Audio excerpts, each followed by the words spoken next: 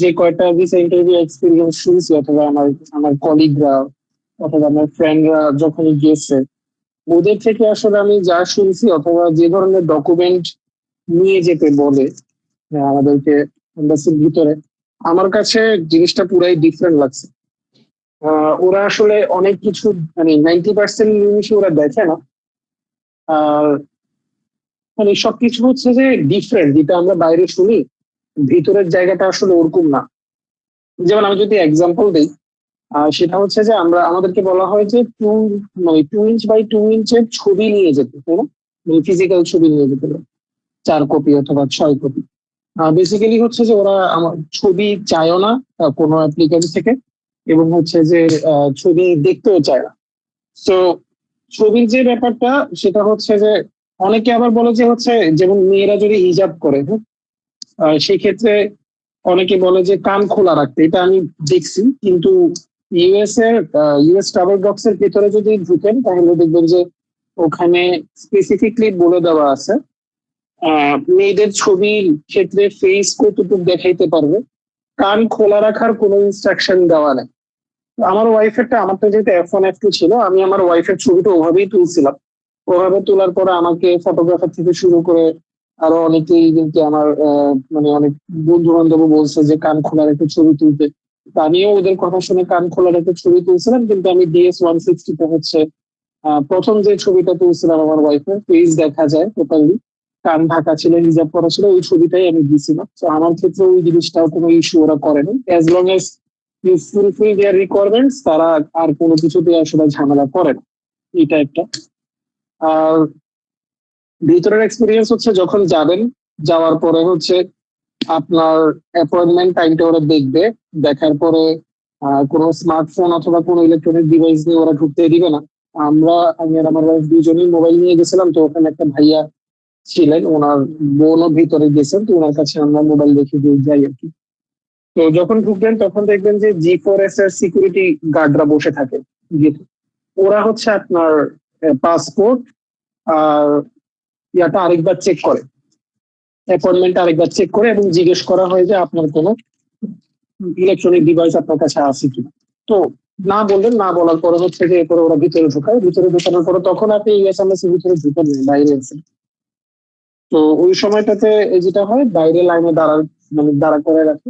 দাঁড়া করে রাখার পরে ওখান থেকে আপনার একটা স্পেসিফিক, মানে জনকে ভিতরে ঢুকানোর পরে আপনাকে ঢুকানো হবে। ওভাবে ঢুকানোর পরে ফার্স্টে হচ্ছে যে ফুল বডি চেক করা হয়, স্ক্যানার দিয়ে ফুল বডি চেক করা হয়, এবং হচ্ছে যে কোনো মেটালিক ডিভাইস অথবা মেটালিক কোনো কিছু থাকে কিনা ওটা ওরা চেক করে।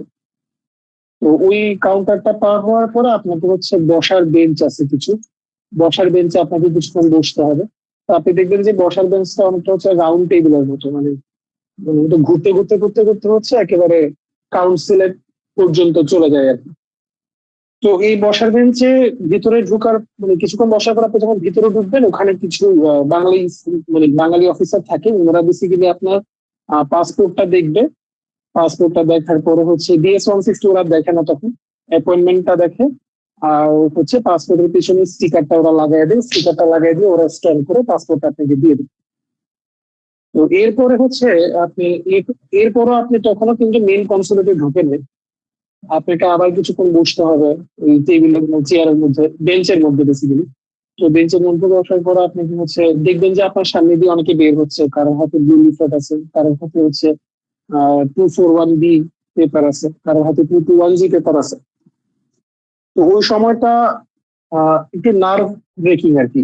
মানে আপনি দেখতেছেন কেউ হচ্ছে ব্লু লিফলেট দিয়ে বের হচ্ছে, আপনি দেখতেছেন কেউ হচ্ছে 221G নিয়ে বের হচ্ছে। প্রত্যেকটা মানুষের বডি ল্যাঙ্গুয়েজ তখন বোঝা যায় যে কে খুশি কে খুশি না। ওই সময়টা নার্ভাস আমারও লাগতেছিল।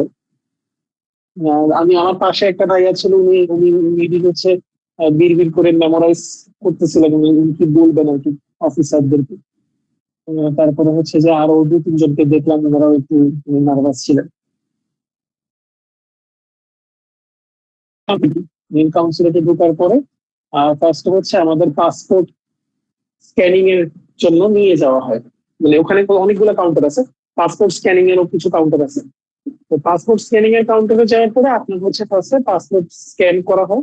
আপনার যদি পুরোনো পাসপোর্ট থাকে, আপনার পুরোনো পাসপোর্ট ওরা নিবে, নিয়ে হচ্ছে স্ক্যান করবে। স্ক্যান করে আপনাকে জিজ্ঞেস করবে হচ্ছে আপনার ইউনিভার্সিটি নেই, আপনার প্রোগ্রাম স্টার্ট ডেট, এই দুটো জিনিস জিজ্ঞেস করার পরে ওরা ওদের কম্পিউটার স্ক্রিনে চেক করে। চেক করার পরে হচ্ছে ওরা মেবি ওরা DS-160 এর সাথে মিলায়, যেহেতু ওদের সামনে DS-160 থাকে। আপনার থেকে কিন্তু কপি যেটা বলে না, মানে নর্মালি হচ্ছে নিয়ে যেতে বলে, নিয়ে যাওয়াটা বেটার, বাট ওরা কখনো ওগুলো দেখতে চায় না। মানে আপনার হচ্ছে যে DS-160 প্রিন্টেড কপিটা আমাকে দেন, অথবা আপনার I-20টা দেন, I-20 ওরা দেখতে চায় না, এই কাউন্টার গুলোর কথা বলতেছে, ওরা শুধু পাসপোর্টটা দেবে। তো এরপরে হচ্ছে এখানে কাজ শেষ করার পরে আপনাকে হচ্ছে ফিঙ্গারপ্রিন্ট জোনে চলে যেতে হবে। ফিঙ্গারপ্রিন্ট জোনে হচ্ছে বেশিরভাগই হচ্ছে নেটিভ, বেশিরভাগ না, 100% হচ্ছে নেটিভ আমেরিকান। আর পাসপোর্ট চেকিং জোনে বাঙালি অফিসারও আছে। সো ওখানে হচ্ছে আপনার কেউ যদি দেশের বাইরে ট্রাভেল করে থাকেন তাহলে দেখবেন যে ইমিগ্রেশন ক্রস করার সময় আপনার ফিঙ্গারপ্রিন্ট চেকিং সেকশন থাকে বাংলাদেশে, ইমিগ্রেশনের ওখানে একদম এক্স্যাক্টলি সেম ফিঙ্গারপ্রিন্ট মেশিন ওখানে আছে। তো এই ফিঙ্গারপ্রিন্ট মেশিন হচ্ছে আপনার প্রথমে হচ্ছে লেফট হ্যান্ডের 4টা আঙ্গুল, এরপর হচ্ছে রাইট হ্যান্ডের 4টা আঙ্গুল, এরপর হচ্ছে দুইটা বুড়ো আঙ্গুল দিয়ে আপনাকে স্ক্যান করতে বলবে। স্ক্যান করতে বলার পরে হচ্ছে আপনাকে পাসপোর্ট দিয়ে দিবে, এরপর হচ্ছে আপনাকে লাইনে বসতে হবে, বেঞ্চে বসতে হবে। তো কাউন্টার, ভিসা কাউন্টার মনে হয় টোটাল আমার যখন দিকে 8 ছিল, 9 ছিল, 10, 11, 12, হ্যাঁ 10, 11, 12, 5টা ভিসা কাউন্টার, মানে visa visa visa interview counter total. তো আমার কাউন্টার ছিল 9, ব্ল্যাক আমেরিকান লেডি উনি। ওনার ব্যাপারে আমি অনেক মিথ শুনছি, মানুষজন বলে যে ভিসা দেয় না, মানে উনি নাকি অনেক রুড আর কি। বেসিক্যালি উনি মানে কারোর সাথে গ্রিটিংস দিয়ে কথা বলে না, এটা ট্রু। আপনি গ্রিটিংস দিলেও উনি আপনাকে রেসপন্ড করবে না। আর উনি হচ্ছে যে একটু গম্ভীর থাকে, এটা আমার সাথেও হয়েছে।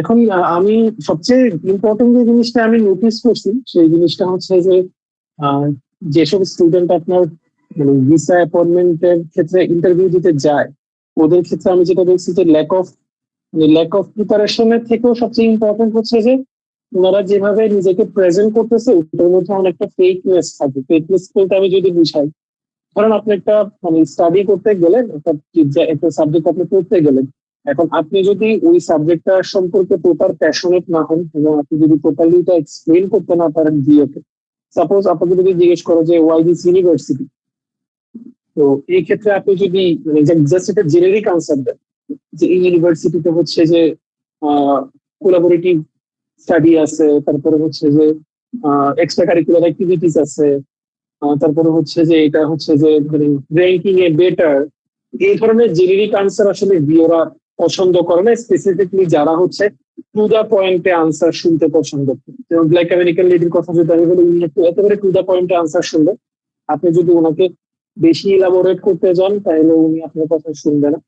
কোশ্চেনও উনি বেশি করে না, 2 থেকে 3টা কোশ্চেন করে এভারেজ সবাইকে, 2 নম্বর কোশ্চেনের মধ্যেই উনি ডিসিশন জানাইবে যে আপনি রিজেক্টেড নাকি আপনি অ্যাকসেপ্টেড। আর আরেকটা জিনিস হচ্ছে যে এই ক্ষেত্রে আমি অনেক শুনছিলাম যে আই কন্ট্যাক্ট, তারপরে হচ্ছে যে স্মাইলি ফেস রাখাটা ইম্পর্টেন্ট। হ্যাঁ এটা ইম্পর্টেন্ট, বাট এটা হচ্ছে যে সাবজেক্টিভ। সাবজেক্টিভ কেন? কারণ প্রত্যেকটা ভিও হচ্ছে ডিফারেন্ট। এখন আপনাকে বুঝতে হবে যে কোন ভিও স্মাইলি ফেস কে কেয়ার করতেছে অথবা কোন ভিও আপনার গ্রিটিংস কে কেয়ার করতেছে। যেমন আমি যদি আমার ভিওর কথা বলি, সে আসলে এগুলো কোনোটাই কেয়ার করে, সে আমার দিকে তাকায় অনেক, এবং সে আমার দিকে না, সে কারোর দিকেই তাকায়। ও আসলে মানে ওকে আপনি স্মাইলি ফেস দেন অথবা যাই দেন, ওগুলো কোনো কিছুই তার কাছে ম্যাটার করে না। সে আপনার থেকে একটা কোশ্চেন করছে, আপনাকে তার কোশ্চেনে প্রপার আনসার দিতে পারলে সে আপনাকে ভিসা দিয়ে দিবে। এটা একটা গেল। আরেকটা জিনিস হচ্ছে যে উম, ভাইদের মধ্যে আমি দেখছি যে ওরা আসলে যে কোশ্চেনটা করতেছে ওই কোশ্চেনটার আনসার না দিয়ে আরেকটা কোশ্চেনের আনসার দিচ্ছে। যেমন আমার সামনেই একটা ভাইয়া ছিল, তো উনাকে হচ্ছে কোশ্চেন করছে যে how will you manage your funding অথবা how you will pay your tuition fees. উনি এই কোশ্চেনের আনসারটা না দিয়ে উনি আনসার দিয়ে দিছে যে সে এই ইউনিভার্সিটিতে কেন চুজ করছে। তো এখন এই ধরনের মিস্টেক যদি হয় তাহলে আসলে খুবই প্যাথেটিক আর কি। কিন্তু সাথে সাথেই বলে দেয় যে you are not eligible for US visa. So আমার ক্ষেত্রে যেটা হয়েছে, আমার সামনে একটা আপু ছিল, ওই আপুকে উনি রিজেক্ট করছে। সো ওই কাউন্টারে নর্মালি হচ্ছে আমি দেখলাম উনি আমার আগে আরো দুজনকে জাস্ট অ্যাকসেপ্ট করছে, গণহারে রিজেক্ট করতেছে।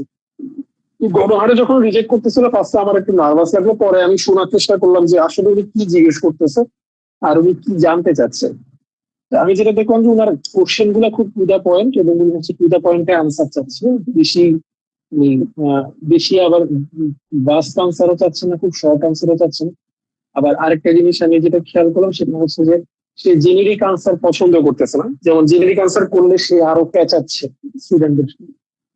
আমার সামনে একটা কাপল দেখলাম যে ওকে অনেক পেঁচাইছে, তুমি কেন হচ্ছে ক্যানাডাতে ট্রাভেল করছো, তারপর হচ্ছে তুমি কেন এই ইউনিভার্সিটিতে ছিলা, অনেকগুলা কোশ্চেন করছে। তো আমার পালা যখন আসছে, আমার ফান্ডিং ছিল, দেখে আমাকে জাস্ট দুইটা কোশ্চেন করছে। আমার কিছু ডেফিসিট ছিল আফটার অ্যাডিং এফ2, যে আমি আমার ডেফিসিটটা কিভাবে ফাইন্যান্স করবো এটা জিজ্ঞেস করছে। আর জিজ্ঞেস করছে যে আমি এই ইউনিভার্সিটিটা কেন চুজ করছি। দুটা কোশ্চেন করার পরেই আমাকে উনি বলছে যে ঠিক আছে, I am approving your visa, please collect your passport within 14 days. So এটা বলার পরে ওখানে আমি আর ধারণার মতো ইয়াও ছিল না, সিচুয়েশনও ছিল না। কারণ আমি আরো এক্সপেক্ট করছিলাম সে আমার ওয়াইফকে কোশ্চেন করবে, তো উনি আসলে আমার ওয়াইফকে কোশ্চেন করে না। তো এরপর ওখান থেকে আমি চলে আসি।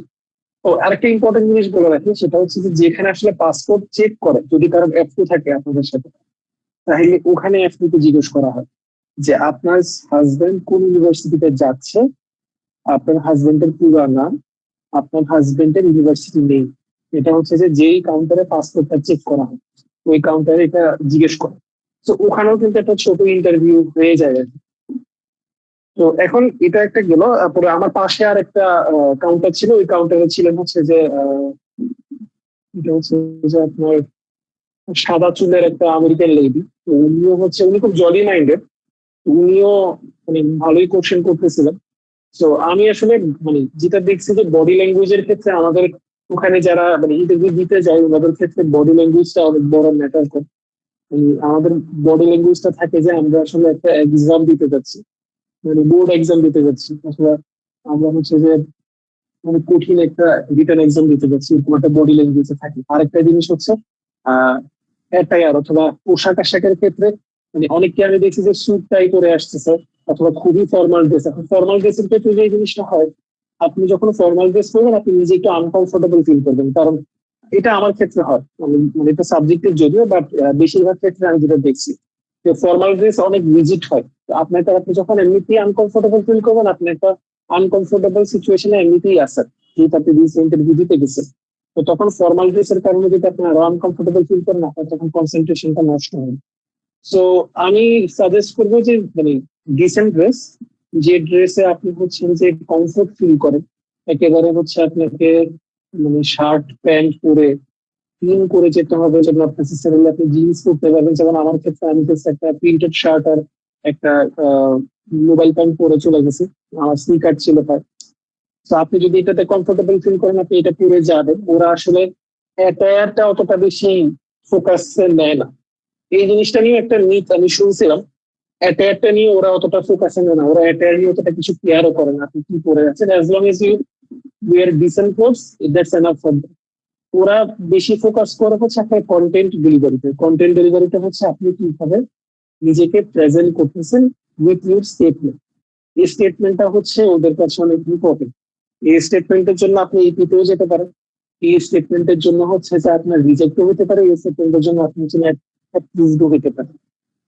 আর আরেকটা জিনিস আমি একটু মানে একটু ইলাবোরেটলি বলতেছি কাফি ভাই, ইফ ইউ ডোন্ট মাইন্ড আর কি। মানে আমার এক্সপিরিয়েন্সটা যেহেতু পুরোপুরি পার্সোনাল ছিল, আমি আসলে জিরো থেকে সবকিছু পার্সোনালি করছি কারোর হেল্প ছাড়া। তো এই কারণে অনেক জায়গাতে আমি নিজেও অনেক মিস ইনফরমেশনের কারণে মানে নিজে পেন খাইছি অনেস্টলি। ডিএস 160 ক্ষেত্রে একটা মিথ আমি শুনছি, মিথটা আমার ক্ষেত্রে কাজে লাগে না। সেটা হচ্ছে যে আপনার সোশ্যাল মিডিয়ার সব ইনফরমেশন দিতে হবে, অথবা আপনার ইমেল অ্যাড্রেসে সব ইনফরমেশন দিতে হবে। সো আমি এই কাজটা করি না। আমার কাছে লজিক্যাল যেটা লাগছে সেটা হচ্ছে যে যেই সোশ্যাল মিডিয়া গুলো আমি সবচেয়ে বেশি ব্যবহার করি ওই সোশ্যাল মিডিয়া গুলাই আমি হচ্ছে দিছি। আমি ধরেন আমার আমার থ্রেডস একটা অ্যাকাউন্ট আমি কোনো সময় খুলে ফালায় রাখছি, এখন এই অ্যাকাউন্ট আমি ইউজ করতেছি না বছরের পর বছর, তো এটা আমার আসলে দেওয়ার কোনো মানে হয় না। অথবা আমার একটা জিমেল অ্যাকাউন্ট আছে যেটা আমার নামে না, ওটা আমি খুলছি শুধুমাত্র গেম খেলার জন্য, ওই জিমেল অ্যাকাউন্ট ধরেন আমার নাম দিয়ে রাখছি, ধরেন আমি হচ্ছে যে suppose Osama bin Laden @gmail.com, এখন এটা যদি আমি দেই DS-160 আমি কিন্তু ফলস স্ট্রাইক খাবো। ফলস স্ট্রাইক খাইলে তখন কিন্তু আমার এই পি হওয়ার চান্স অনেক বেশি। তো এই জিনিসগুলো মাথায় রেখে DS-160টা ফিল আপ করতে পারি।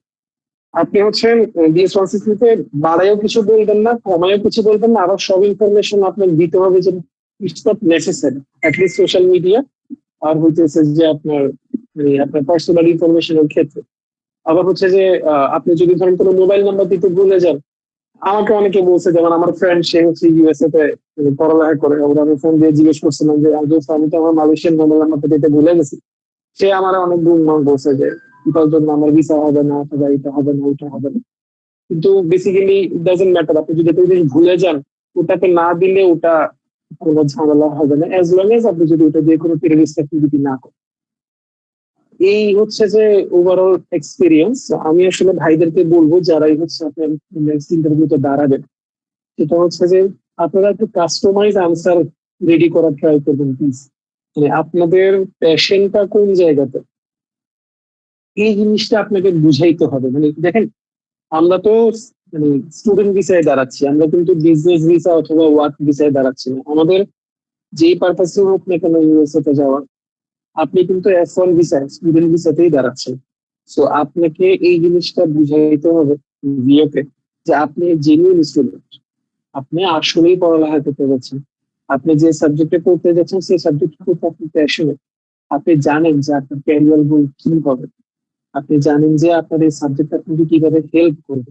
এখন এই অ্যান্সারটা আসলে প্রত্যেকটা পার্সন ওয়াইজ ভ্যারি করাটাই হচ্ছে ইম্পর্টেন্ট। আপনি যদি একটা জেনারিক অ্যান্সারকে একটু হালকা মডিফাই করে দেন, এই উইল নো, কারণ তারা এই জিনিসগুলো শুনতেছে তো প্রত্যেকদিন। ওদের বেসিক্যালি কাজই হচ্ছে এটা, 365 ডেজ তারা এটাই করে। তারা প্রত্যেকদিন হচ্ছে যে মানুষের ইন্টারভিউ শুনে। তো আমি নিজেও যখন এই যে ভাইদের সাথে মক দেওয়ার পর আমি নিজেও যখন ওখানে গিয়ে মানে ওদের মানে বাকিদের ইন্টারভিউ শুনতেছিলাম, আমি বুঝতে পারতেছিলাম যে সে আসলে বানায় বলতেছে, অথবা আরেকজন হচ্ছে যে সে মন থেকে বলতেছে না। এবং আমি দেখছি যে ওদের ভিসা রিজেক্ট হয়েছে আমার চোখের সামনে, মানে এটা হচ্ছে। তারপরে হচ্ছে যে অতিরিক্ত নার্ভাস হয়ে যাওয়া, ইংলিশ ওয়ার্ড ভুল করা, মানে মেজর গ্রামাটিক্যাল মিস্টেক ওরা খুব ধরে।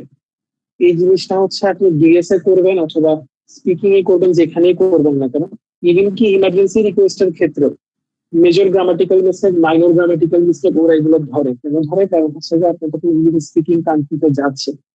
সো আপনাকে এই জিনিসটার ক্ষেত্রে মাথায় রাখতে হবে যে আপনার গ্রামাটিক্যাল মিস্টেক, মানে একটা হচ্ছে যে আপনি মানে কথা বলার সময় মিস্টেক, যেমন হচ্ছে আমি যদি বলি একটা মানে কথা বলতে বলতে বলতে বলতে আমি একটা হঠাৎ করে মিস্টেক করলাম, ওইটা হয়তো খুব নর্মাল, সবাই করে।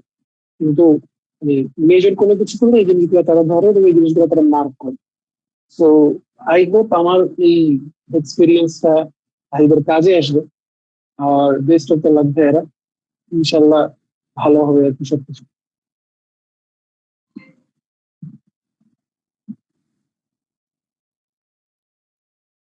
থ্যাংক ইউ ইতিজা ভাই। আপনি অনেকগুলো ইমিনেন্ট পয়েন্ট হচ্ছে কি আপনি কাভার করেছেন। যাদের অনেক কোয়েরি ছিল এই ফুল বিষয়টা নিয়ে, আশা করি অনেকেই আনসারটা পেয়েছেন। এই মুহূর্তে আমি আপনাকে একটু বলা ট্রাই করব যে হচ্ছে কি এই যে আপনার এই জার্নিটাতে আমাদের প্ল্যাটফর্মটা কেমন আপনাকে হেল্প করেছে, এটা যদি একটু আমাদের সাথে শেয়ার করতেন। হ্যাঁ, মানে প্ল্যাটফর্ম হেল্প করার ক্ষেত্রে সবচেয়ে মেইন যে হেল্পটা করছে সেটা হচ্ছে কোশ্চেন ফিয়ার দূর হওয়া আর কি। কোশ্চেন ফিয়ার দূর হওয়া কিভাবে, মানে নর্মালি যে কোশ্চেন গুলো আমাকে করবে এটা তো আমি জানি, এটা সবাই জানে, ঠিক আছে? যেমন ওয়াই দিস ইউনিভার্সিটি, অথবা তুমি কেন পড়তে যাবা, তোমার ফিউচার গোল কি। সো এই ক্ষেত্রে যে সুবিধাটা হয়েছে, আমি যখন মক দিচ্ছিলাম আমি আমার কোশ্চেন মানে আমি ফার্স্টে যখন একটা আনসার বললাম, আমি তো শুনলাম আনসারটা, আমি নিজের কান দিয়ে শুনলাম, ভাইরা শুনলাম, ভাইদের থেকে একটা ফিডব্যাক ছিল, আমার নিজের একটা পার্সোনাল ফিডব্যাক থাকে, তখন আমি নিজের আনসারটাকে আরো সুন্দর করে গুছিয়ে নিতে পারছি। এবং আরেকটা জিনিস করতে পারছি, সেটা হচ্ছে যে স্পিচ ডিলে হওয়া। স্পিচ ডিলেটা কেন? কারণ আপনি তো এমনি তো একটা ডু অর ডাই সিচুয়েশনে থাকবেন ওই সময়। আপনি একটা মানে এটা হচ্ছে একটা লাইফ ডিসিশনের মতো, লাইফের ডিসিশনের মতো। তো ওই ক্ষেত্রে ডু অর ডাই সিচুয়েশনে যখন থাকবেন, আপনাকে যে কেউ যদি জিজ্ঞেস করে যাচ্ছে ভাত কি দিয়ে খেয়েছে, তখন আপনি একটু নার্ভাস হয়ে যাবেন। সে আমাকে ভাত কি দিয়ে খেয়েছে জিজ্ঞেস করতেছে, হচকচে যাবেন, আপনার তখন আনসার দিতে একটু ডিলে হবে। তো এই ডিলেটা আমার কমে গেছিল, ফার্স্টের দিকে আমার একটু ডিলে ছিল, ভাইদের এখানে মক দেওয়ার কারণে কমে গেছে। এবং আরেকটা জিনিস হচ্ছে যে মরাল বুস্ট করা, মানে এই জিনিসটা খুবই ইম্পর্টেন্ট। মানে একটা খারাপ সিচুয়েশন, একটা চ্যালেঞ্জিং সিচুয়েশনে একজন যদি অপরিচিত মানুষ হতে পারে, সে যদি আপনার জন্য সময় দিয়ে আপনাকে ওনাদের প্ল্যাটফর্মে এনে আপনার কথা শুনে আপনাকে সে একটা ফিডব্যাক দিচ্ছে, এবং আপনাকে এটাও বলতেছে যে ভাই আপনি টেনশন নিয়েন না, ভালো কিছু হবে ইনশাল্লাহ, এই জিনিসটা অনেক ইম্পর্টেন্ট। তো আমি প্ল্যাটফর্ম থেকে এই প্রত্যেকটা জিনিসই পাইছি, ভাইয়ের অনেক আন্তরিক, এবং ভাইদের মানে ডেডিকেশন লেভেলটা অনেক ভালো। নর্মালি যেটা হয়, মানুষ মানে টু মাচ প্রফেশনাল থাকে, যে ঠিক আছে আমি হয়তো একবার নিলাম না অথবা দুইবার নিলাম না। আমি আমার আমার ক্ষেত্রে যে জিনিসটা হচ্ছে, আমার 19 তারিখ ইন্টারভিউ ছিল, ওটা তো দেশের সিচুয়েশনের কারণে ক্যান্সেল হয়েছে। এরপরে 26 তারিখ নিয়ে গেছে, ওইটাও ক্যান্সেল হয়েছে। তো আমি ওই সময় নার্ভাস হয়ে আমি কাফি ভাইকে কয়েকবার ফোন দিয়ে ভাইয়ের সাথে কনসাল্ট করছি, ভাই এখন আমার কি হবে, আমার তো ক্লাস হচ্ছে 14 তারিখ। ভাই আমাকে প্রত্যেকবার হচ্ছে যে মানে আশা দিয়েছে যে ভাই টেনশন নিয়ে না, কিছু একটা হবে। তো পরে আমি 30 তারিখ আবার লাকিলি ডেট পাইছি। এই ক্ষেত্রে আমি তখন ভাইকে বলছি, ভাই আমার তো 30 তারিখ ডেট আছে, আমাকে প্লিজ কয়েকটা মক দেন, কারণ যেহেতু নার্ভাস ছিলাম এই কয়দিন, জানি না সিচুয়েশন এখন কেমন। তো ভাইরা তখন সময় দিছে, নিজেদের পার্সোনাল টাইম বের করে দিছে, ইভেন কি ইন্টারনেট আউটেজের সময় দিছে। তো এই জিনিসগুলো হচ্ছে যে একটা স্টুডেন্টকে, একটা অ্যাপ্লিকেন্টকে অনেক বেশি মোরালি বুস্ট করে, যে একটা মানুষ আপনার জন্য এত কিছু করতেছে, আপনার অবশ্যই তারকে একটা ভালো সংবাদ দেওয়ার জন্য হলো বেটার পারফরমেন্স করাটা দরকার।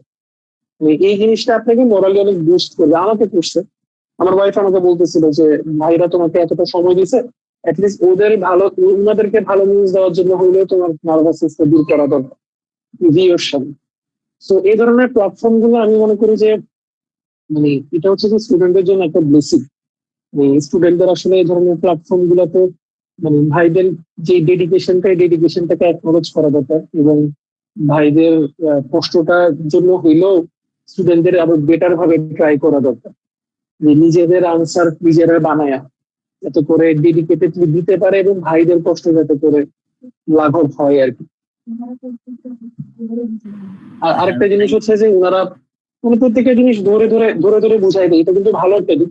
কিন্তু আমি স্টুডেন্টদেরকে আবারও বলবো, ভাই দেখেন, ভাইরা হচ্ছে যে আপনার মেন্টর হবে, ভাইরা আপনাকে মোরালি গাইড করতে পারবে, কিন্তু এটা এক্সপেক্ট করেন না যে হ্যাঁ ভাইরা হয়তো আনসারের কি পয়েন্টস আপনাকে বলে দিতে পারে, অবশ্যই বলে দিবে।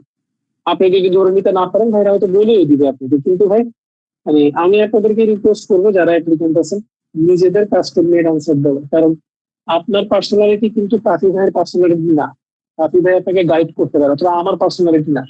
তো আপনাকে আমি গাইড করতে পারবো, অথবা ভাইরা গাইড করতে পারবে, মেন্টরিং করতে পারবে, মোরালি বুস্ট করতে পারবে, কিন্তু নিজের আনসার আপনাকে মেক করতে হবে with the help of them. আপনি যদি হেল্প নিতে চান অবশ্যই নিতে পারেন, কিন্তু ওনাদের যেটা বানাই দিচ্ছে এক্স্যাক্টলি ওটা বলতে যাবেন, গিয়েও কিন্তু ধরতে পারবে যে আপনি আসলে আরেকজনের আনসার বলে দিচ্ছে। এটা খুবই ইজি একটা জিনিস। আমি যখন নিজের জব করছি, আমিও ধরতে পারতাম যে আমার জুনিয়ররা হচ্ছে যে আমার বুমবাং বলতেছে। তো এটা ভাই এটা করতে যায় না, এটা করতে গেলে যেটা হয় আসলে সেলফ ফান্ডেড থেকেও মোস্ট ইম্পর্টেন্ট পার্ট হচ্ছে এটা। অনেক সেলফ ফান্ড ভিসা কেন হয়, কারণ ওরা হচ্ছে যে টোটালি নিজেকে প্রেজেন্ট করতে পারে। ফান্ডেডদের ভিসা চান্স অনেক বেশি আমি জানি, কিন্তু সেলফ ফান্ডেরও কিন্তু ভিসা হয়। তো এই জায়গাটা হচ্ছে অনেক ইম্পর্টেন্ট আমি মনে করি। হ্যাঁ ভাইয়া, অনেক ইম্পর্টেন্ট একটা কথা বলেছেন আর কি, যেগুলা আমাদের যারা স্টুডেন্ট আছে তাদের জন্য খুব কাজে লাগবে। কারণ অনেক সময় দেখা যায় কি অনেক একদম ব্ল্যাঙ্ক পয়েন্ট নিয়ে আসে, সে কোনো ধারণাই নেই, যেটা কিনা পরবর্তীতে আসলে ওইভাবে তাকে গাইড করা খুবই ডিফিকাল্ট হয়ে দাঁড়ায়। বাট একটা সফিস্টিকেটেড আইডিয়া নিয়ে আসলে তাকে আরো শেপ দেওয়া যায়, যেটা আমাদের জন্য জিনিসটা আরো হেল্পফুল যদি আমরা সবাইকে নিয়ে কাজ করার চেষ্টা করি। আর সবচেয়ে বড় কথা হচ্ছে কি, যখন আপনি আপনার সোল থেকে আপনার এক্সপিরিয়েন্সটা শেয়ার করেন আমাদের প্ল্যাটফর্মের ব্যাপারে, জিনিসটা আসলে শুনতে ভালো লাগে, তখন মনে হয় আমাদের যে কষ্টটা সেটা সার্থক হয় আর কি। আর একটা জিনিস যেটা আপনি লাস্টে অ্যাড করেছেন, ফান্ডিং এর যে কথাটা আর কি, আমি অনেকের মনে একটা বড় একটা কোশ্চেন থাকে যারা অ্যাপ্লিক্যান্ট, যেহেতু স্টুডেন্ট বিষয়ে অ্যাপ্লিক্যান্ট, সবাই ফান্ডিং এর বিষয়টা একটু জানতে চায় আর কি স্টুডেন্ট ইউজুয়ালি। তো আপনি আপনার যদি ফান্ডিং এর বিষয়টা যদি একটু ব্রিফলি যদি শেয়ার করতেন, যাতে করে যারা ফান্ডিং এর ব্যাপারে জানতে চায় তাদের যাতে একটা আইডিয়া হয় আর কি। হ্যাঁ ভাই, অবশ্যই শেয়ার করবো। ফার্স্ট অফ অল আমি আমার ব্যাকগ্রাউন্ড বলি। আমি হচ্ছি, আমার ব্যাচেলার্স এর গ্রাজুয়েশন করা হচ্ছে মালয়েশিয়া থেকে। ব্যাচেলার্স করার পরে আমি 3 মাস মালয়েশিয়াতে জব করে কোভিড এর পরে 2021 সালে বাংলাদেশে ব্যাক করি। বাংলাদেশে ব্যাক করার পরে মার্চে আমি অবডিক্স এলএলসি, এটা আমেরিকার একটা কোম্পানি, ওখানে আমি 3 মাস জব করি। 3 মাস জব করার পর আমি হচ্ছে যে ওয়ালটনে জয়েন দিই এজ আর&ডি ইঞ্জিনিয়ার হিসেবে। আমি ওয়ালটনের কম্পিউটার আর&ডি তে ছিলাম 2 বছর 11 মাস।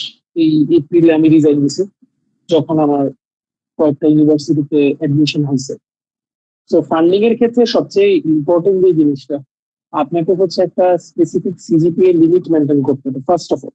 সবকিছুর আগে সিজিপিএ লিমিটটা হচ্ছে অ্যাটলিস্ট 3.3। এখন কেন 3.3 অথবা 3, অনেক ইউনিভার্সিটি আছে 3, বাট নট বিলো দেন 3।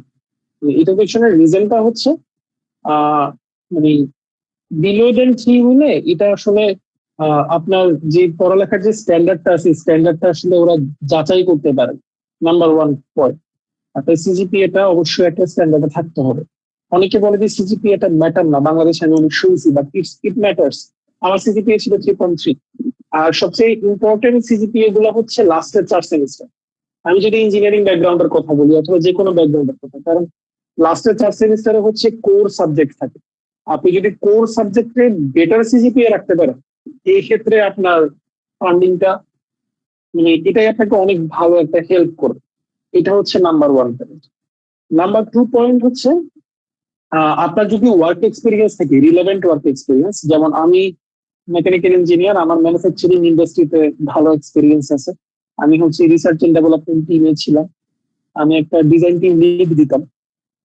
তো আমার একদম অন হ্যান্ড টেকনিক্যাল কাজ করার এক্সপিরিয়েন্স আছে। যদি আমার কোনো পাবলিকেশন নাই, কারণ আমি ওয়ালটনের সাথে নন ডিসক্লোজার এগ্রিমেন্টে ছিলাম, আমি আমার কোনো রিসার্চ ওয়ার্ক পাবলিশ করতে পারিনি, বাট আমার অন হ্যান্ড এক্সপিরিয়েন্স এবং আমার ইন্ডাস্ট্রিয়াল এক্সপিরিয়েন্স অনেক ভালো। এখন কোনো ফ্রেশার যদি ব্যাচেলার্স, আমি ব্যাচেলার্স এর কথা, আমি মাস্টার্স এর কথাই বলি। ব্যাচেলার্স এর ক্ষেত্রে আপনার ধরেন সিজিপিএ 5 ওটা হলেই হচ্ছে, আর ব্যাচেলার্স এর ফান্ডিং এমনিতে পাওয়া যায় না। মাস্টার্স অথবা পিএইচডির কথা যদি আমি বলি, আপনাকে হচ্ছে যে যদি আপনি চাই করবেন যে আপনার রিলেভেন্ট ওয়ার্ক এক্সপিরিয়েন্স থাকবে।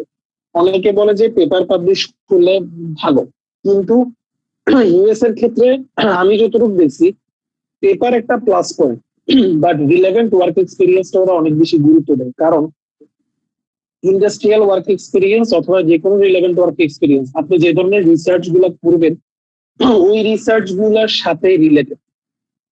তার কারণ বলতেছি, কারণ প্রত্যেকটা ইউনিভার্সিটি যে রিসার্চ ওয়ার্কটা করে, ফান্ডেড রিসার্চ, ওটা কিন্তু কোনো অর্গানাইজেশন তাকে ফান্ডিং দিচ্ছে। আইদার হচ্ছে কোনো গভর্নমেন্ট বডি, নাইলে হচ্ছে যে কোনো প্রাইভেট অর্গানাইজেশন।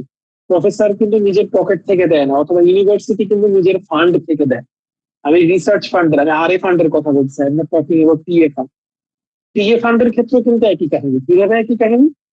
অনেক ইউনিভার্সিটি আপনাকে টিএ ফান্ড দিবে, কিন্তু শর্ত হচ্ছে, যেমন ইউনিভার্সিটি অফ লুইজিয়ানা লাফায়েতে, এই ইউনিভার্সিটিতে আমি অ্যাডমিশন পাইছিলাম। এই ইউনিভার্সিটি আপনাকে দিবে টিএ ফান্ড, কিন্তু আপনাকে কাজ করতে হবে প্রফেসরের আন্ডারে, উনার ল্যাবে। আপনি কিন্তু নামে হচ্ছেন টিচিং অ্যাসিস্ট্যান্ট, কিন্তু আপনি কিন্তু আসলে কাজে হচ্ছেন রিসার্চ অ্যাসিস্ট্যান্ট। এখন আপনি যখন ওনার সাথে ল্যাবে কাজ করবেন, আপনি কিন্তু বেসিক্যালি ইন্ডাস্ট্রিয়াল রিসার্চই করতেছেন। হ্যাঁ, সো মানে রিলেভেন্ট ওয়ার্ক এক্সপিরিয়েন্সটা খুবই ইম্পর্টেন্ট। এটা হচ্ছে যে মানে খুবই জরুরি একটা জিনিস। এইটা একটা গেলো। আরেকটা হচ্ছে যে আপনার জিআরই এই মুহূর্তে অতটা রিলেভেন্ট না, যেমন আমার নিজেরও জিআরই ছিল না, আমি জিআরই আসলে দেওয়ার সময় পাইনি। বাট কারোর যদি রিলেভেন্ট ওয়ার্ক এক্সপিরিয়েন্স না থাকে, তাহলে সে জিআরই দিতে পারে। বাট মানে জিআরইটা আপনার ফান্ড কনফার্ম করবে যে ইটস নট লাইকলি দ্যাট। এখন কারোর যদি আপনার রিলেভেন্ট এক্সপিরিয়েন্স না থাকে, সে যদি ব্যাচেলার্সে ভালো কিছু কাজ করে, রিসার্চ বেসড কিছু কাজ, সে ওটা যদি সে অ্যাজ এ পেপার হিসেবে পাবলিশ করতে পারে, এবং অথবা সে যদি ব্যাচেলার্স এর পরে যে সময়টা আমরা আইএলটিএস অথবা জিআরই জন্য প্রিপারেশন নেই, ওই সময়টা যদি সে তার মানে রিলেভেন্ট ইউনিভার্সিটির প্রফেসরদের সাথে মানে রিসার্চ বেসড কাজ করতে পারে, অনেকে করে এখন বাংলাদেশে। আমার একটা ক্লোজ জুনিয়র, সে আপনার আহ গত বছর চুয়েট থেকে গ্রাজুয়েট করছে, বাট এরপরে সে 1 বছর তার প্রফেসরের আন্ডারে রিসার্চের কাজ করতেছিল। এবং ওটাই কিন্তু তার সে দেখাইছে পরবর্তীতে। তো এই জিনিসগুলো হচ্ছে যে তারা অনেক বেশি দেখে। আরেকটা হচ্ছে যে স্কিল ডেভেলপমেন্টের ক্ষেত্রে সেটা হচ্ছে আপনি আপনি নিজেকে মানে কতটুকু ডেভেলপ করতেছেন। যেমন পাইথন প্রোগ্রামিং যদি আমি ইঞ্জিনিয়ারদের ক্ষেত্রে বলি, অথবা হচ্ছে যে জুলিয়া প্রোগ্রামিং, অথবা হইতেছে যে আপনার সিমুলেশন, এই জিনিসগুলো আপনাকে শিখতে হবে। আমি স্ট্রিক্টলি ইঞ্জিনিয়ারিং এর কথা বলতেছি, বাট পাইথন এখন সব জায়গাতে লাগে। আহ, তো এই জিনিসগুলো আপনাকে শিখতে হবে। স্টুডেন্টদের জন্য জিনিসটা খুবই ইম্পর্টেন্ট হয়ে দাঁড়ায়। জি, তো এই জিনিসটা কিন্তু অনেক প্রফেসর চাই। ইভেন আমার প্রফেসর আমাকে বলছে যে তুমি পাইথনটা শিখো, যদিও আমি খুব বিগিনার স্টেজে এখনো আছি, শেখার সময় পাইনি আসলে, শিখে নিব দ্রুত। তো এই জিনিসটা আপনাকে শিখতে হবে। এই জিনিসগুলো হচ্ছে যে আপনার বেস। এই বেস গুলো যদি আপনার না থাকে, আপনি যতই ভালো ইমেল লেখেন, যতই ভালো এসওপি রেডি করেন, যত কিছু করেন না কেন, আপনি ফান্ড পাবেন না। ঠিক আছে, আপনাকে হয়তো পিছনের ইউনিভার্সিটি গুলো ফান্ড দিবে, বাট ওই ইউনিভার্সিটি গুলোতে আসলে যাওয়ার ওই ইউনিভার্সিটি গুলো নিয়ে দাঁড়ালে, সাপোজ লামার নিয়ে এখন দাঁড়ালেই খুব ওরা খুবই হচ্ছে যে সন্দেহের চোখে দেখে লামার নিয়ে কেন দাঁড়াচ্ছে। লামার লামার একটা বদনামি হয়ে গেছে। তো এই ইউনিভার্সিটি গুলোতে আসলে আপনি হয়তো দাঁড়াবেন, হয়তো ওরা আপনাকে বলবে যে আমি আপনাকে এত টাকার স্কলারশিপ দিচ্ছি, but at the end of the day it's not worth it. কারণ আপনি হচ্ছে দাঁড়াচ্ছেন, দিয়েও আপনাকে সেটা নেগেটিভ মাইন্ডসেট নিয়ে আপনাকে দেখবে যে সে তো লামান নিয়ে দাঁড়াচ্ছে, অথবা সে তো হচ্ছে যে আরেকটা ইউনিভার্সিটি নিয়ে দাঁড়াচ্ছে। আমি বলতেছি না যে লামান নিয়ে দাঁড়ালে হয় না, বাট এটার একটা নেগেটিভ পার্সপেক্টিভ আমরা এখন দেখতেছি রিসেন্টলি। তো এই বেস গুলো আপনাকে রেডি করতে হবে। এরপরে পাশাপাশি হচ্ছে যে এখন এসওপির ক্ষেত্রে যে এই জিনিসটা আমি বলবো, এসওপিটা আপনার ফান্ড ম্যানেজ করার ক্ষেত্রে অতটা হেল্প নর্মালি করে না, আমার ক্ষেত্রে করে না। বাট এসওপিটা আপনাকে হচ্ছে যে অ্যাডমিশনের ক্ষেত্রে হেল্প করবে। এখন এসওপিটা লেখার সময় আপনি হচ্ছে যে অনেকে লেখে হচ্ছে যে ধরেন আমি ঘুম থেকে উঠলাম, ঘুম থেকে উঠার পর আমি স্বপ্ন দেখলাম, এই স্বপ্ন থেকে হচ্ছে যে আমি মানে কি বললাম, আমার একটা পড়ালেখার শুরু হলো। অনেক আমি উইয়ার্ড এসওপি দেখছি। আমি যখন এসওপি লিখতে বসে আমাকে অনেকেই এসওপি দেখাইছে, আমি অনেক থেকে এসওপি টেমপ্লেট নিয়েছি। তো এই ধরনের এসওপি গুলো ওরা পছন্দ করে না, ওরা টু দ্য পয়েন্ট এসওপি চায়। অনেক এসওপি ক্ষেত্রে আপনাকে আমি মনে করি যে মাথা ঘামানোর থেকেও আপনি যদি আপনাদের বেস লাইন গুলো দ্বারা করান, এই যে আমি আপনাকে একটু আগে যেটা বললাম যে আপনি হচ্ছে রিলেভেন্ট ওয়ার্ক এক্সপিরিয়েন্স আছে, আপনার হচ্ছে টোটাল স্কিল সেট আছে, তখন কিন্তু আপনি বুঝতে পারবেন যে আপনার গোলটা কি। তখন আপনি যদি এসওপি লিখতে বসেন, দেখবেন যে আপনার এসওপি লেখার জন্য আর কারো হেল্প নেওয়া লাগতেছে না, আপনি নিজেই লিখতে পারতেছেন। এবং আপনি নিজে বুঝবেন যে আপনার আসলে কি লিখতে হবে এসওপি, তখন আপনাকে বানাইতে হবে না কোনো কিছু। এটা খুবই ইম্পর্টেন্ট একটা জিনিস এসওপি লেখার ক্ষেত্রে। আবার হচ্ছে যে আপনার ওয়ার্ড কাউন্টের একটা ব্যাপার আছে, এটা মাথায় রাখতে হবে আপনাকে। বেশি বড় হওয়া যাবে না। তারপরে হচ্ছে যে এসওপির ক্ষেত্রে কোনো ফরম্যাট নাই, অনেকে বলে যে ফরম্যাট আছে, ইটস নট লাইক দ্যাট। আপনি হচ্ছে যে জাস্ট উপরে একটা স্টেটমেন্ট অফ পারপাস লিখে আপনি হচ্ছে প্যারা আকারে লিখলেই হচ্ছে। ঠিক আছে, এটাই হচ্ছে নর্মালি। তো আর আরেকটা জিনিস হচ্ছে যে জি ভাই বলো। এসওপিটা অনেকে হচ্ছে গিয়ে হজবরল করে লেখে, যেটা খুবই ব্যাডলি ইফেক্ট করে ওভারঅল। বাট এটা খুবই স্মার্ট হওয়া উচিত, কারণ হচ্ছে এটা কিন্তু তাকে রিপ্রেজেন্ট করতেছে উইথ স্টুডেন্টস এর হচ্ছে কি আপনার সিভি অথবা রিজিউমি। জি, তো এটা গেল।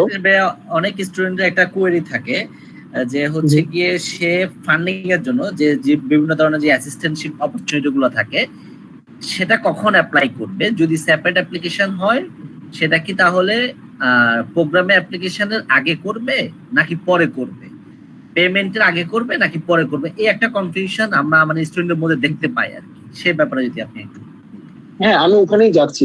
যেটা হচ্ছে যে আপনার এসওপি তো গেল, এরপরে হচ্ছে আপনার ফান্ডিং এর ক্ষেত্রে যে জিনিসটা খুব ইম্পর্টেন্ট, সেটা হচ্ছে যে অনেকে হচ্ছে সেন্ট্রাল ফান্ড পায়, বাট সেন্ট্রাল ফান্ডটা খুব রিস্কি। আপনি হচ্ছে খুব যদি সেফ সাইডে থাকতে চান, you have to email professor.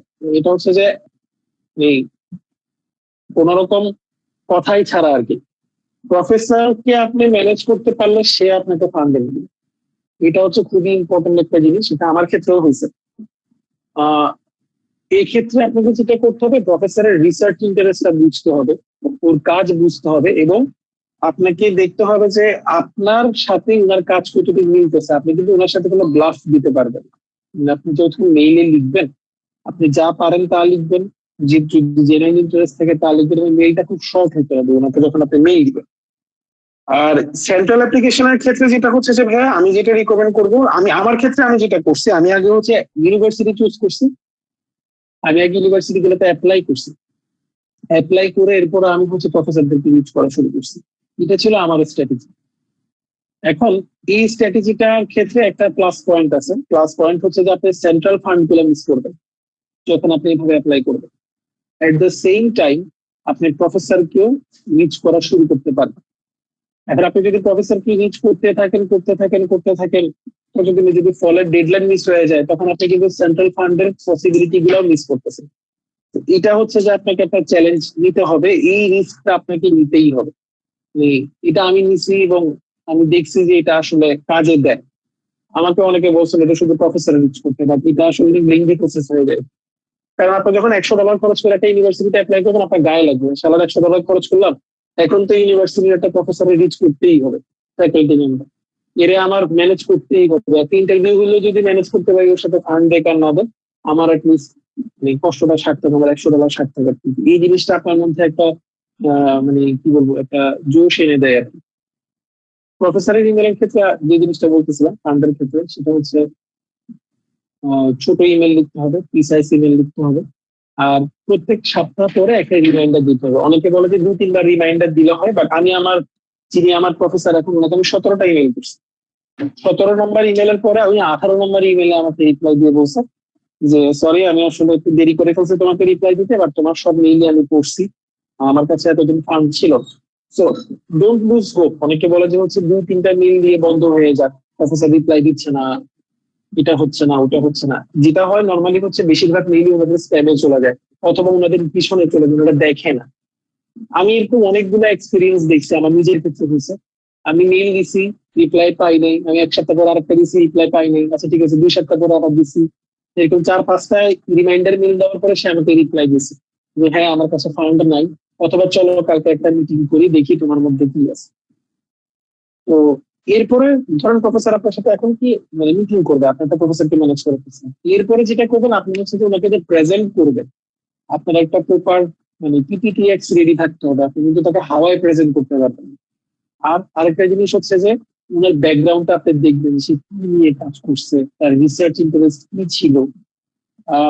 এরপরে হচ্ছে যে সে কি জিনিসটা নিয়ে বেশি কাজ করতে আগ্রহী, তার ল্যাব মেটরা কি আছে। যেমন হচ্ছে যে আপনি যদি দেখেন যে একটা ল্যাবে 90% ইন্ডিয়ান, ওই ল্যাবে আপনার জায়গাই হবে না, কারণ ইন্ডিয়ানরা ইন্ডিয়ানদেরকে ইংবে। আর একটা হচ্ছে যে আপনি যদি দেখেন যে চাইনিজ প্রফেসর, তাহলে আল্লাহর ওয়াস্তে যাইয়েন না, চাইনিজ প্রফেসররা আসলে এতটা সুবিধার হয় না, ওদেরকে অ্যাভয়েড করবেন। এই জিনিসগুলো আপনাদেরকে দেখতে হবে।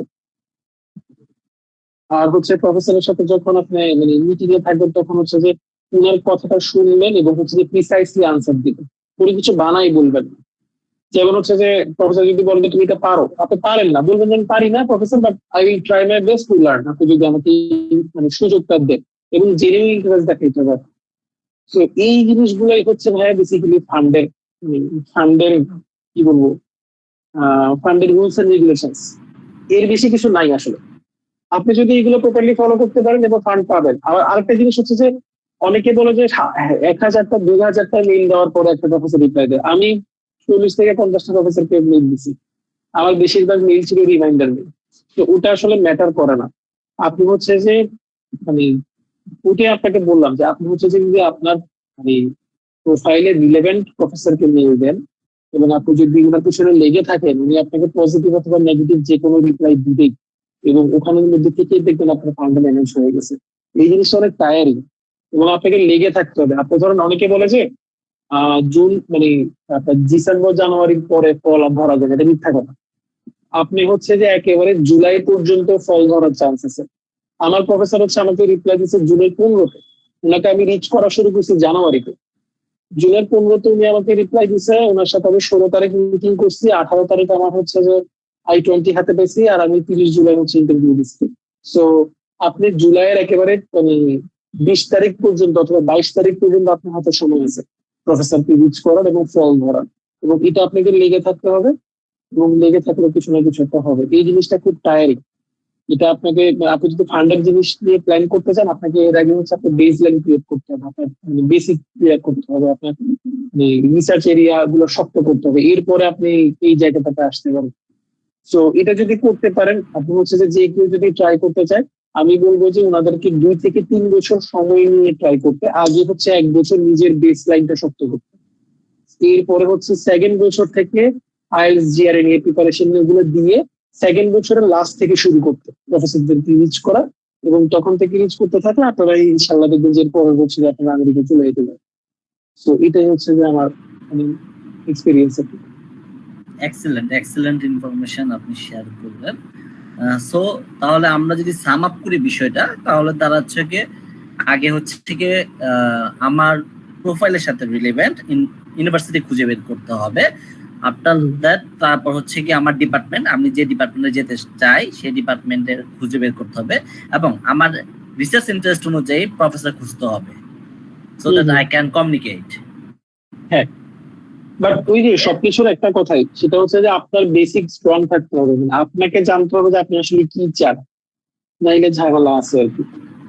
ইউএস এর ক্ষেত্রে এই জিনিসটা খুবই ভালো, আপনি যদি গোল ক্লিয়ার হন, আপনার প্রফেসর হচ্ছে যে আপনার কি, মানে ইউএস এর প্রফেসররা খুব স্ট্রেট ফরওয়ার্ড। আমি মালয়েশিয়াতে যখন ছিলাম, আমি মালয়েশিয়ান মাস্টার্স ট্রাই করছিলাম, ওনারা আসলে এতটা স্ট্রেট ফরওয়ার্ড না, ওনাদের মধ্যে অনেক রেসিজম অথবা নেপোটিজম আমি দেখছি।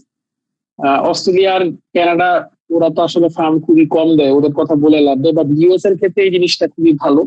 আমি মনে করি যে কোনো স্টুডেন্ট, সে যদি নিজের বেসিকটা স্ট্রং করতে পারে এবং নিজের গোল সেট করতে পারে, তার জন্য ইউএসএ তে ফান্ড পাওয়া অতটা কঠিন কিছু না। লেগে থাকতে হবে আর নিজের ফোকাসটা বুঝতে হবে। আর মানে এটা কিন্তু খুবই স্বাভাবিক, আপনি যদি নিজের ফোকাস না বুঝেন, আপনার লাইফে আসলেই কিছু করতে পারবেন। এটা খুবই ইম্পর্টেন্ট। Exactly, excellent information. আশা করি অনেকেরই একটা কোয়েরি থাকে, অনেকেরই ইচ্ছা থাকে ফান্ডিং নিয়ে আসলে যাওয়ার বা তাদের হায়ার স্টাডি প্ল্যান করার, বাট হয়তো রাইট পাথটা পায় না, সেই জন্য অনেকে আসলে গাইডলাইনটা না পাওয়ার কারণে খুঁজতে পারে না। সেটা একটা বড় বিষয়। আশা করি আজকের আপনার এই কি ইনফরমেশন গুলো থেকে আমাদের ভাইরা হচ্ছে গিয়ে বা আমাদের যারা অ্যাপ্লিকেন্ট বন্ধু আছেন ওনারা উপকৃত হবেন ইনশাআল্লাহ। আমি এই মুহূর্তে কাফি ভাইকে আহ্বান করবো। ভাইয়া আপনি যদি আনমিউট হয়ে কিছু বলতেন।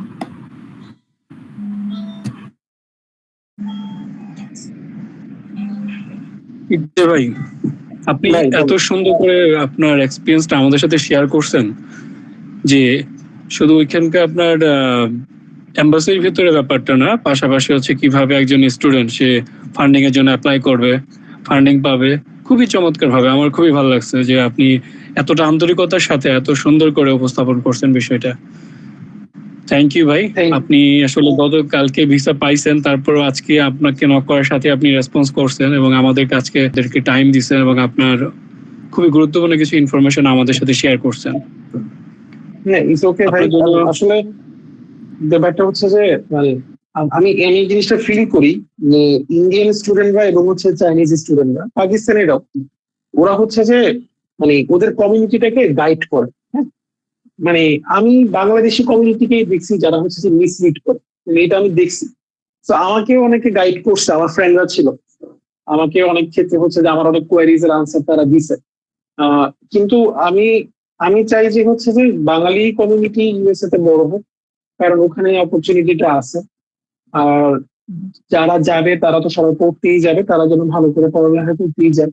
তো এই কারণে আমি আমার ওভারঅল এক্সপিরিয়েন্সটা শেয়ার করলাম, কারণ এই জিনিসটা আমার দরকার। ওনারা আসলে অনেক মিসগাইডেড হয় এবং মিসগাইডিং হওয়ার অনেক জায়গাও আছে। তো এই জায়গাগুলোতে, এই ট্র্যাপ গুলোতে না পড়লে আমি মনে করি যে বাংলাদেশি স্টুডেন্টরাও ইন্ডিয়ান স্টুডেন্টদের থেকেও বেশি থাকবে ইউএসএ তে। তো এই জিনিসটার কারণেই আসলে আপনাদের এই প্ল্যাটফর্মে আসা এবং আমার ওভারঅল এক্সপিরিয়েন্স শেয়ার করা। নর্মালি হচ্ছে যে সবাই শুধু ভিসা এক্সপিরিয়েন্সই শেয়ার করে, কিন্তু আদার্স বিষয়গুলো শেয়ার করে না। আদার্স বিষয়গুলো হচ্ছে ভিসা এক্সপিরিয়েন্স থেকেও ইম্পর্টেন্ট। ভিসা এক্সপিরিয়েন্স তো জাস্ট একটা পার্ট, কিন্তু আদার্স বিষয়গুলো হয়েই আপনি ভিসা এক্সপিরিয়েন্স আসছেন। আদার্স বিষয়গুলো যদি না থাকে, আপনি ভিসা এক্সপিরিয়েন্স করে আসতে পারবেন না। তো আপনি যদি ব্রিজে উঠার আগে রাস্তায় না ছিলেন, তাহলে আপনি আসলে ব্রিজে উঠে কি করবেন? এই জিনিসটা অনেক ইম্পর্টেন্ট। এই কারণে আমি আমার ওভারঅল এক্সপিরিয়েন্সটা শেয়ার করলাম, এবং থ্যাংক ইউ আমাকে আসলে এখানে ইনভাইট করার জন্য, এবং থ্যাংক ইউ কাফি ভাই এবং পুরো টিমকে যে আমাদেরকে হেল্প করার জন্য, আমাদের ভিসা এক্সপিরিয়েন্স স্মুথলি হওয়ার জন্য। এবং আমি দোয়া করি যে না ভাইরা এইভাবেই করতে থাকে। আর আমার থেকে যদি কারোর কোনো কোয়েরি থাকে কখনো, আমাকে অবশ্যই রিচ করতে পারেন, কাফি ভাই থ্রুতেই রিচ করতে পারেন, সমস্যা নেই। সো আর কোনো কোয়েরি থাকলে এখনো বলতে পারেন, আমি আসি, বলেন, আমি বলতেছি।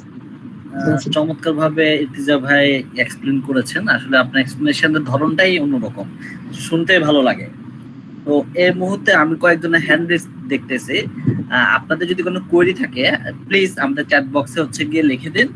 আর অলরেডি আমি একটা কোশ্চেন দেখতেছি, সেটা হচ্ছে গিয়ে আপনার ইউনিভার্সিটি কোনটা ছিল ভাইয়া, এটা একদম জানতে চেয়েছে। আমার ইউনিভার্সিটি হচ্ছে জর্জিয়া সাউদার্ন ইউনিভার্সিটি। ওকে, এটা বেশ ভালো র্যাঙ্কের ইউনিভার্সিটি আমি যতটুকু জানি আর কি, এবং বেশ অনেক বাংলাদেশি স্টুডেন্টরা ওইদিকে যায়।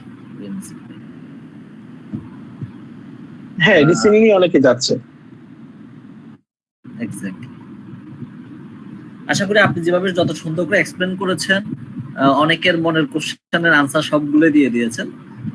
আর যদি কারো যদি কোনোটা যদি থেকে থাকে শেয়ার করতে পারেন এখনই, তাহলে ভাইয়া হচ্ছে কি আমাদের সাথে আছেন, উনি আনসারটা দিয়ে চ্যাট বক্সে।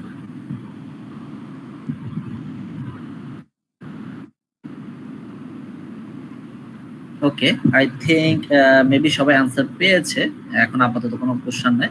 তো ভাইয়া আপনাকে অসংখ্য ধন্যবাদ আপনার এই ব্যস্ততার সময়ের মধ্যে হচ্ছে কি আমাদের টিমের সাথে বা আমাদের প্ল্যাটফর্মে সময় দেওয়ার জন্য। আশা করি আপনার এই বক্তব্যটা বা আপনার এই পুরা জার্নিটা যারা শুনবে আগামীতে তারাও নিজেরা উপকৃত হতে পারবে। আপনার জন্য অনেক অনেক শুভকামনা রইল, আপনার নেক্সট জার্নি আরো অনেক বেশি স্মুথ হোক সে দোয়া এবং কামনা রইল। থ্যাংক ইউ ভাইয়া, এবং কোনো কিছু যদি আমি কখনো হেল্প করতে পারি আপনাদেরকে অবশ্যই নক দিবেন। স্পেশালি থ্যাংকস টু কাফি ভাই এন্ড টিম, যে এত প্যারার মধ্যে হচ্ছে যে 30 তারিখের ইন্টারভিউর আগে যে আপনারা 3টা মক নিয়েছেন, এই কারণে এক্সট্রিমলি থ্যাংক ইউ। সো এটা আসলে অনেক ভালো ছিল আর কি। এন্ড অফ দ্য ডে সাপোর্টই হচ্ছে ইম্পর্টেন্ট আর কি। আনসার মানে বানাই দেওয়া, অথবা আমি জাস্ট একটা আনসার বানাই দিয়ে একটা মক নিলাম একদিনে, এটা থেকে বেশি ইম্পর্টেন্ট হচ্ছে মোরাল বুস্ট আর সাপোর্ট দেওয়া। এটা আসলে সব জায়গায় করে না, তো এটাই দরকার। থ্যাংক ইউ ভাইয়া, অসংখ্য ধন্যবাদ আপনাকে ভাইয়া। থ্যাংক ইউ ভাইয়া, thank you for having me. So everyone best of luck. ভয় পাইয়েন না, ইন্টারভিউ অতটাও কঠিন হয় না, ইটস জাস্ট এ কনভারসেশন আর কি। ওই কনভারসেশনটা হচ্ছে আপনি যেভাবে আপনার ফ্রেন্ডের সাথে করেন ওইভাবেই করবেন, তো তার আনসার দিলেই হবে। ওকে, ইর্তিজা ভাই, তাহলে আপনার যদি কাজ থাকে, আপনার যদি পার্সোনাল কাজ থাকে, যেহেতু এখন অনেক 10:30 প্রায় বাজে, তাহলে আপনি লিভ নিতে পারবেন যদি। হ্যাঁ, ঠিক আছে ভাইয়া, থ্যাংক ইউ ভাইয়া। ঠিক আছে ভাইয়া, থ্যাংক ইউ, আসসালামু আলাইকুম।